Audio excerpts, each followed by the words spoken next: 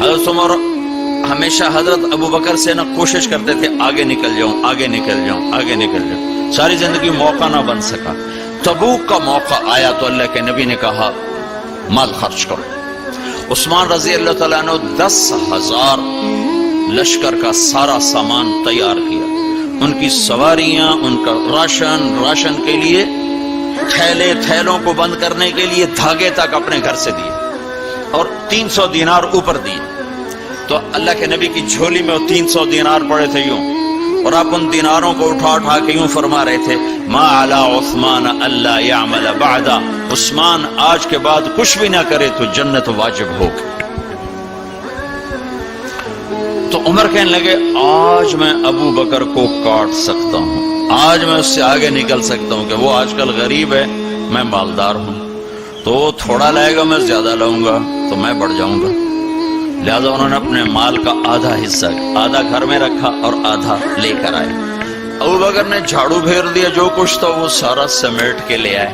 جب دونوں پراپرٹی سامنے رکھی گئیں تو حضرت عمر کی بہت زیادہ نظر آ رہی، ابو بکر کی بہت تھوڑی نظر آ رہی، لہذا حضرت عمر بڑے اطمینان میں کھڑے کہ آج جیت خطاب کے بیٹے کی ہے۔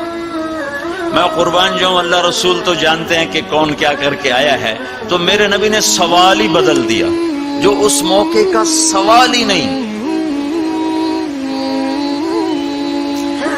کوئی آدمی مسجد میں چندہ دینے جائے، مدرسے میں چندہ دینے جائے، کہا جی مول صاحب یہ 1 لاکھ روپیہ ہے مدرسے کے لیے، مسجد کے لیے۔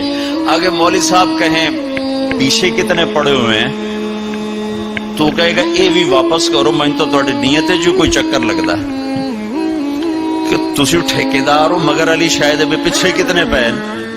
یہ موقع کا سوال ہے ہی نہیں۔ مولوی صاحب کو چاہیے جی جزاک اللہ، یہ لیجئے رسید، بسم اللہ، پھر بھی موقع آئے تو دیتے رہیں۔ تو میرے نبی نے پوچھنا یہ تھا ابو بکر کتنا لائے ہو، عمر کتنا لائے ہو، اور یہی اس موقع کا سوال ہے۔ لیکن اللہ رسول جانتے ہیں کہ کس کے مال میں وزن زیادہ ہے، تو میرے نبی نے سوال بدل دیا، فرمایا عمر ما خلفت، واہ واہ عمر پیچھے کیا چھوڑ کے آئے ہو؟ تو حضرت عمر تو وہیں دھڑم ہو گئے گا، با میں گیا، سوال سے ہی وہ پتہ چلے گا، با میری کلی اڑ گئی وکٹ۔ عمر ما خلفت یا ما ترکت لأہلک، یہ دونوں الفاظ ہیں، پیچھے گھر والوں کے لیے کیا چھوڑا؟ تو پہلے حضرت عمر بڑے جوش میں کھڑے تھے، پھر ایک دم ڈھیلے ہو گئے، پھر بعد جی آدھا چھوڑا ہے آدھا لایا ہوں۔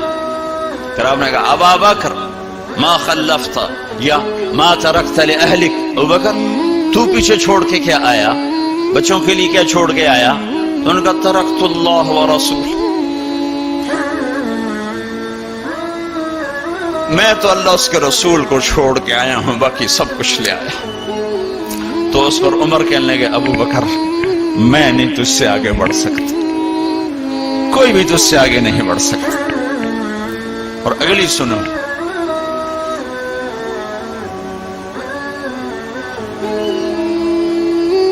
اپنے کپڑے بھی دے دیے اور ایک ٹاٹ تھا وہ پہن کر اس کو کانٹوں سے سی لیا۔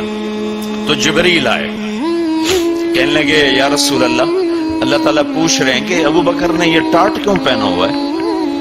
تو آپ نے کہا کہ ابو بکر نے سارا کچھ اللہ اس کے رسول پہ لگا دیا ہے، اس لیے یہ پہنا ہوا ہے۔ تو کہا یا رسول اللہ، اللہ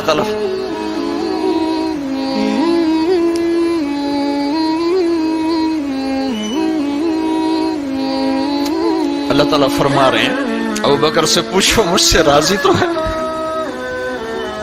مجھ سے راضی تو ہے، اس فقر میں مجھ سے راضی ہے؟ میں تو اتنا سفر کر کے آیا ہوں، حالانکہ ابھی 4 دن پہلے میں 12 ملکوں کا 10 ملکوں کا سفر کر کے آؤں، ساری ہڈیوں میں درد ہے، میں اس لیے آیا ہوں کہ چلو کوئی بخشش کا بہانہ مل جائے، کوئی بخشش کا بہانہ مل جائے، اللہ راضی ہو جائے۔